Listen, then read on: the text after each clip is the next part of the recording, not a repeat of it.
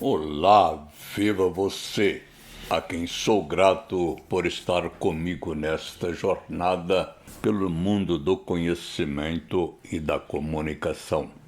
Concluímos no último vídeo a nossa experiência pelo mundo paleolítico, conhecendo nossos primeiros ancestrais.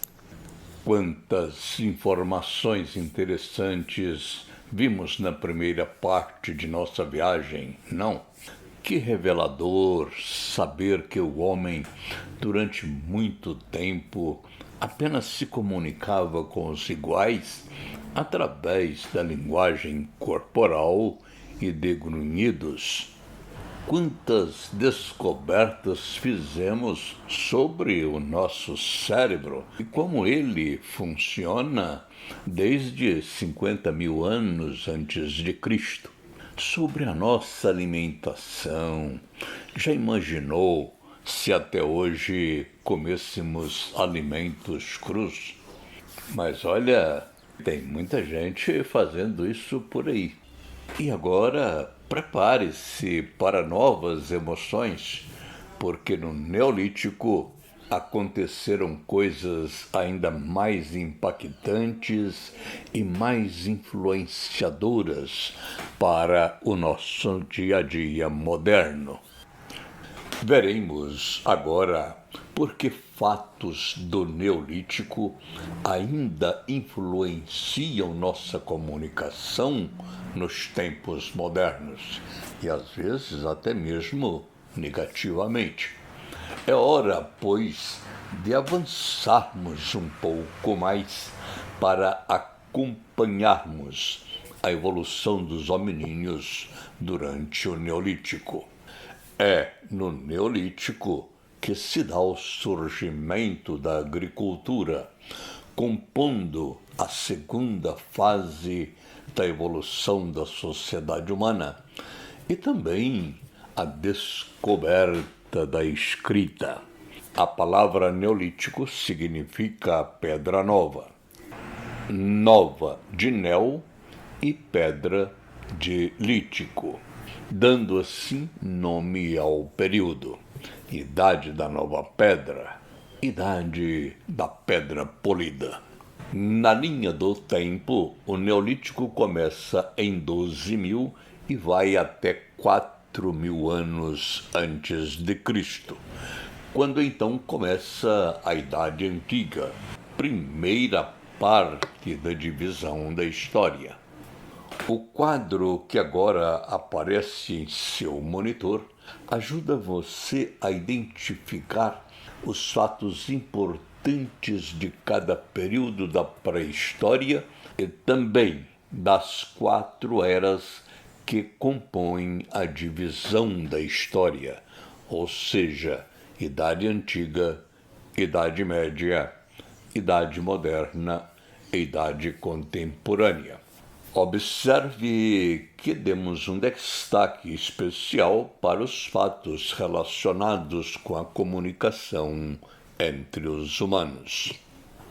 As transformações que aconteceram na explosão criativa do Paleolítico Superior continuam agora no novo período da pré-história, o Neolítico, que é marcado por mudanças profundas, tais como o surgimento da agricultura, o sedentarismo, a domesticação de animais, o surgimento das primeiras habitações urbanas e o aperfeiçoamento dos instrumentos de caça.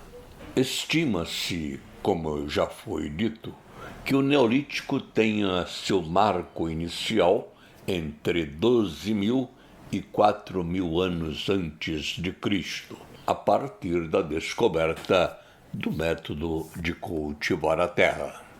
Em se tratando de pré-história, sempre se trabalha com estimativas e suposições.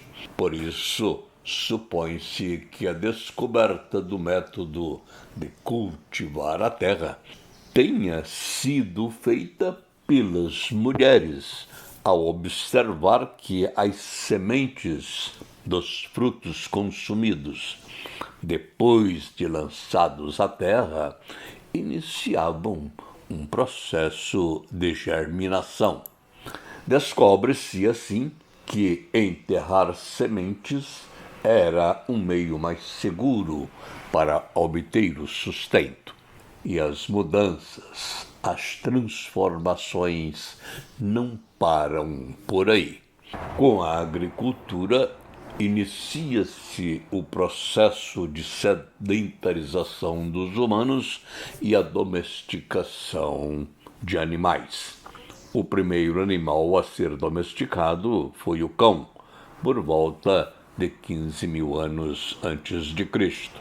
Por sua vez, esse processo de sedentarização dos humanos e domesticação dos animais dá origem à formação de aglomerados populacionais, precursores das cidades que seriam construídas às margens dos grandes rios, e onde surgiria também uma nova organização social. Há indícios de que surgem, nessa época, as bases do que seriam as primeiras formas de organização política e econômica. Além da Revolução Agrícola, tem início também a Revolução Urbana. Com o surgimento das cidades, surgem os templos religiosos, os sistemas de defesa com armas mais elaboradas e ainda o desenvolvimento de técnicas agrícolas. Ao depois, o aprimoramento das técnicas de produção começa a gerar excedentes nas colheitas.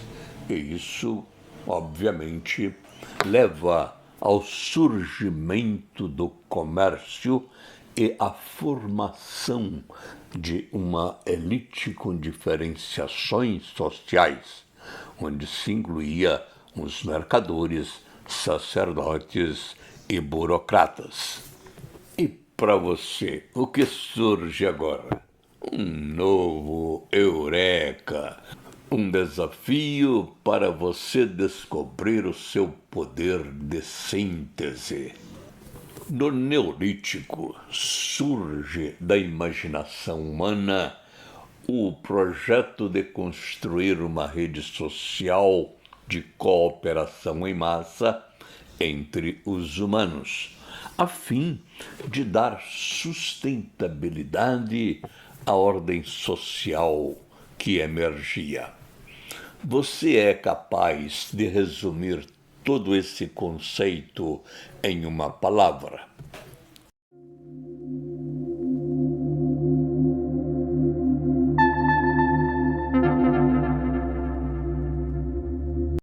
E aí, resolveu um eureka?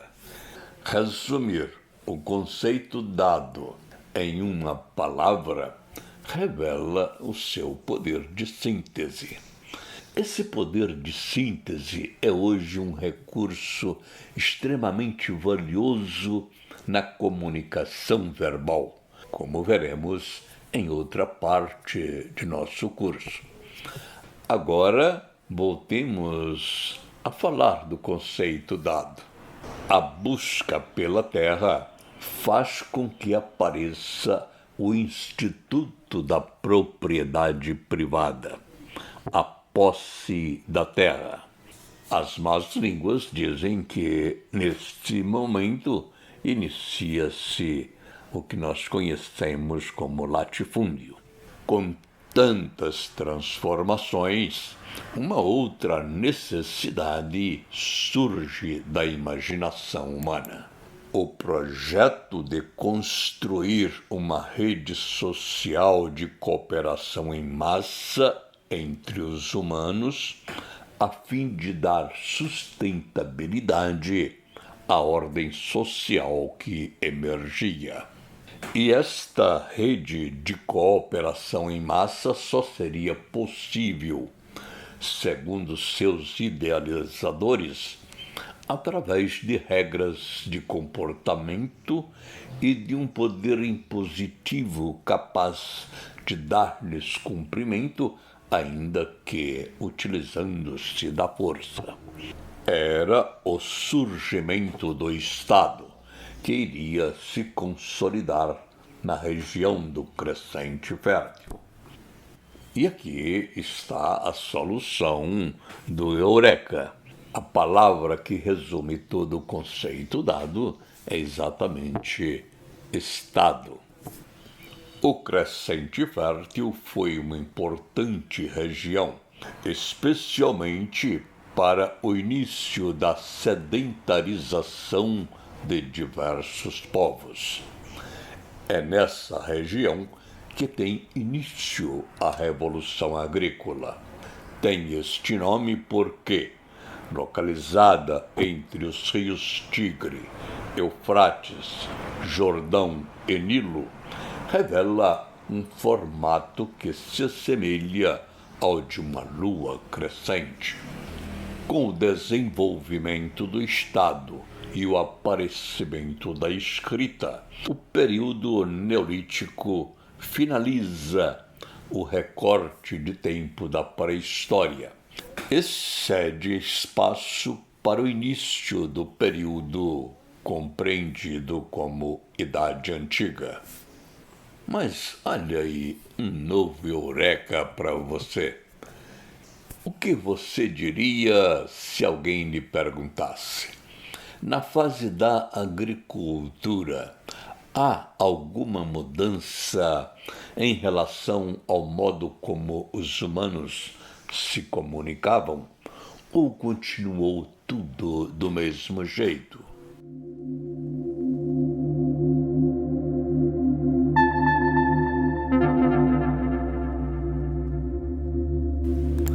E aí, como foi a sua investigação? Que tal agora, juntos, descobrirmos novas informações a respeito do Neolítico? Vamos lá? Nessa fase do Neolítico ou Revolução Agrícola, ocorrem, obviamente, novas e profundas transformações no processo evolutivo dos humanos, relacionadas principalmente com a comunicação. É a fase em que o homem faz o seu primeiro movimento no sentido de registrar suas ideias por escrito. E isso se dá, inicialmente, através de desenhos de imagens nas cavernas, com o intuito de reproduzir as imagens que já estavam registradas na mente.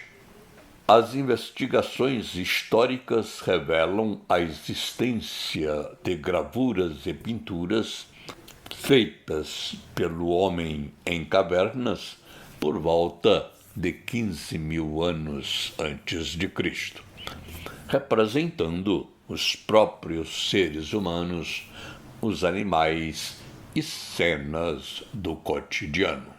Podemos dizer que esses desenhos constituem as primeiras tentativas do homem em registrar aquilo que via, aquilo que sentia, satisfazendo assim um desejo que também, tempos depois, iria se manifestar em relação ao registro do próprio som da fala.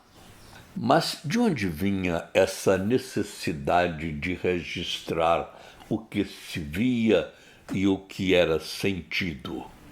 é bem provável que aos sentimentos e desejos dos humanos estivessem ligadas necessidades de ordem material, necessárias à estabilidade do próprio grupo social.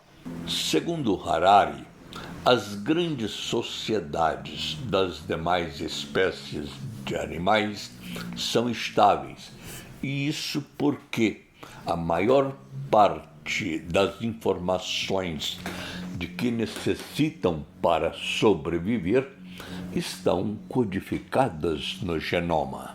As colmeias, por exemplo, podem ser estruturas sociais muito complexas, contendo muitos tipos diferentes de abelhas operárias, tais como campeiras, nutrizes e faxineiras.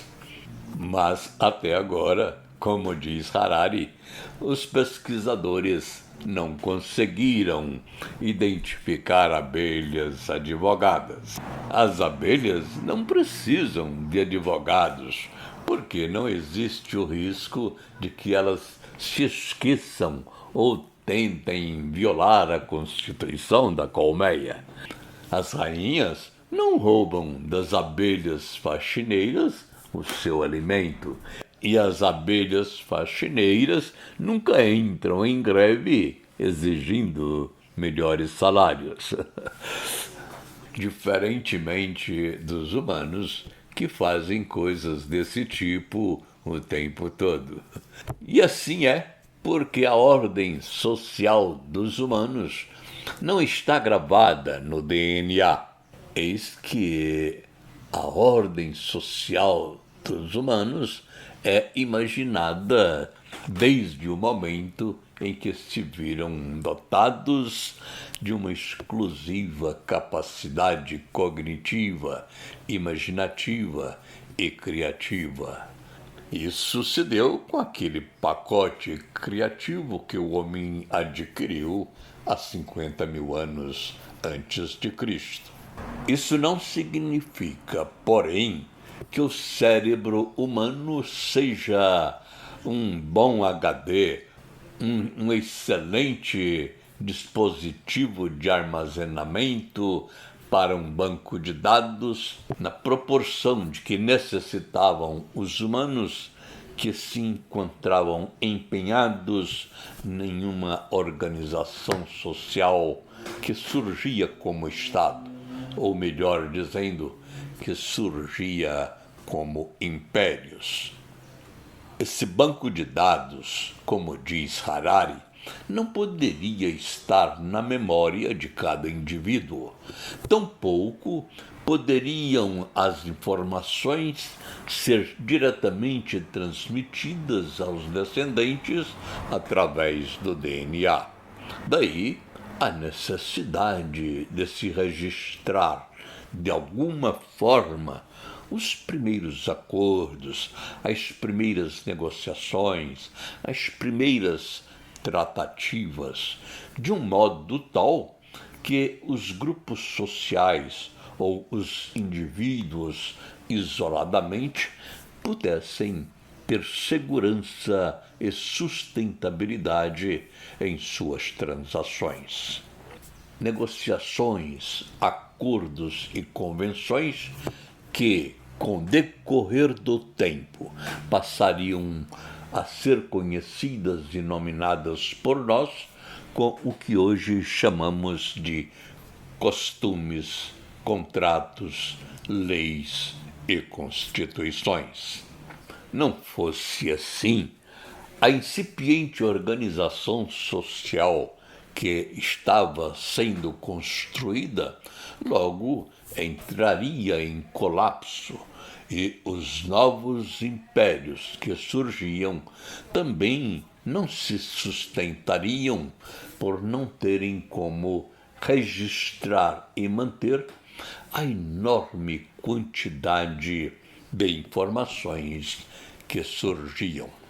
informações sobre as transações comerciais, informações sobre a cobrança de impostos, informações sobre o controle militar do Estado e até mesmo informações relacionadas com o cidadão e com as festividades populares. Conclui-se, pois, que o início das práticas agrícolas entre 12 e 4 mil anos antes de Cristo levou ao surgimento de uma economia agrícola, que por sua vez levou o homem a criar símbolos que pudessem representar os produtos e a quantidade de produtos comercializados. Enquanto coletores, carniceiros e caçadores, diz Harari, os primeiros ancestrais nunca precisaram lidar com grandes quantidades de números ou informações matemáticas. Nenhum coletor, por exemplo, precisava saber a quantidade de frutas que havia em cada árvore na floresta. E nenhum caçador precisava saber quantos animais haviam na manada que lhe servia de caça. De tal modo que o cérebro humano, antes da era agrícola, não teve necessidade de se adaptar para armazenar e processar informações em grande escala. Esse modo de vida muda completamente após a Revolução Agrícola e, a partir dela, ter o controle sobre a produção e a fonte de alimentos através de cálculos, passou esse controle a ser necessário à própria sobrevivência, tanto para o indivíduo como para o estado embrionário que surgia. Tanto para o indivíduo como para o estado embrionário que surgia. O registro das operações tornou-se necessário para o Estado a fim de cobrar e arrecadar os impostos, e tornou-se necessário para o indivíduo a fim de controlar a sua produção e os seus negócios. Essas necessidades levam o homem do Neolítico a criar as primeiras escritas, da qual falaremos no próximo vídeo. Até breve.